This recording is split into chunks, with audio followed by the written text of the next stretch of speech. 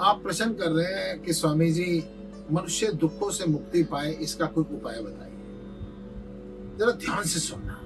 आज तक आपने जितने भी संतों को सुना होगा, सारे संत कहते हैं कि पिक्चर मत देखना। और मैं आपसे कह रहा हूं, अगर आपने दुखों से मुक्त होना है तो आज से पिक्चर देखनी शुरू करना। यानी पिक्चर देख के आपका मनोरंजन होगा, ऐसा नहीं है। आप यहां से सत्संग से जाते ही आपको बहुत इमोशनल पिक्चर देखना है। और पिक्चर देखते देखते वो आप जब उसके साथ जुड़ जाओ ना, जब बिल्कुल जुड़ जाओ, तो आप देखना आप रोना शुरू कर देंगे। आपने रोना शुरू कर दिया, फिर मेरे को याद करना, क्या इस पिक्चर ने आपको कुछ दिया? आपने उसके साथ अटैच हो गए और रोना शुरू कर दिया। और अगले सीन पर आपने हंसना शुरू कर दिया।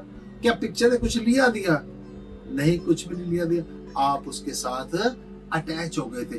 ठीक ऐसे ही, अरे देखिए, आपके परिवार में जरूर किसी ना किसी का देहांत हुआ होगा। आप बड़ा रोए पीटे होंगे, बड़ा चीखे चिल्लाए होंगे। आपको कभी ना कभी कोई नुकसान भी हो गया होगा, है? और आप उस समय भी बड़े बेचैन हुए, बड़े बीमार हो गए, ऐसे लग रहा था मर ही जाऊंगा। किसी ने आपका पैसा मार लिया, किसी ने आपकी कोई धन संपत्ति मार लिया, पागलों की तरह घूम रहे थे, वो भी याद करो। कहीं पर आपको आपकी कल्पना के अनुसार आपको मान सम्मान नहीं मिला, आप बड़े परेशान हुए होंगे। लेकिन इस समय मेरे को बताओ, वो जो आपके पिता की, माता की, परिजन की किसी का ध्यान दोगे, इसमें आपको याद है? नहीं याद। आपको वो जो लॉसेस हुए वो याद है? नहीं याद। आपने इतनी खुशियां मनाई, आपके बेटे की शादी हुई, आपका जन्मदिन मनाया गया, आपने नई इंडस्ट्री लगाई, आपने बड़ी खुशियां मनाई। क्या इस समय आपको पास कोई खुशी है? नहीं है। आपका ध्यान सिर्फ सत्संग के अंदर है। ठीक इसी प्रकार से ये जीवन एक पिक्चर है। जब आप इमोशनली किसी के साथ जुड़ जाते हैं तो आपके दुख का कारण बन जाता है। और जैसे ही आप अपने इमोशंस पर काबू कर लेते हैं और सिर्फ एक पिक्चर में आर्टिस्ट की तरह एक हीरो हीरोइन कभी शूटिंग देखने जाइए, वो दोनों एक दूसरे के गले मिल रहे होंगे, एक दूसरे के साथ आलिंगन कर रहे होंगे, और जैसे ही वो एक क्लिप वाला होता है, फट्टी मारी, ओके, वो एकदम एक दूसरे से हट जाते हैं। ठीक इसी प्रकार से आप तो देखते हैं ना, पिक्चर में कितना अच्छा रोल कर रहे हैं, लेकिन उनका आपसी संबंध नहीं होता। ठीक जीवन के अंदर भी किसी का किसी के साथ कोई संबंध नहीं, सब यहाँ पर रोल प्ले करने के लिए आए हैं। इमोशनली किसी के साथ अटैच होने की जरूरत नहीं। आप पूरा रोल कीजिए।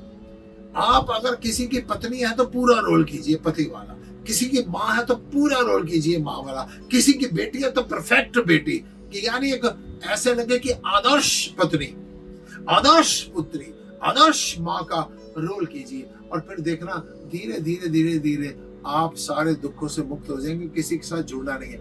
एक और टेक्ट बता देता हूँ, आप शांति से बैठ जाइए। जो जो आपके जीवन में, प्रीवियस में, पास्ट में, अतीत में कोई घटनाएं घटी है ना बड़े दुख की, उनको याद कीजिए और अच्छी तरह याद कीजिए और अच्छी तरह याद कीजिए। जब आप अच्छी तरीके से उन घटनाओं को याद कर लेते हैं और फिर उस घटना को याद करते करते जब जैसे ही घबराने लगे ना, मेरे को याद कर लेना, वापस अपने आप को अपने स्वरूप में ले आना।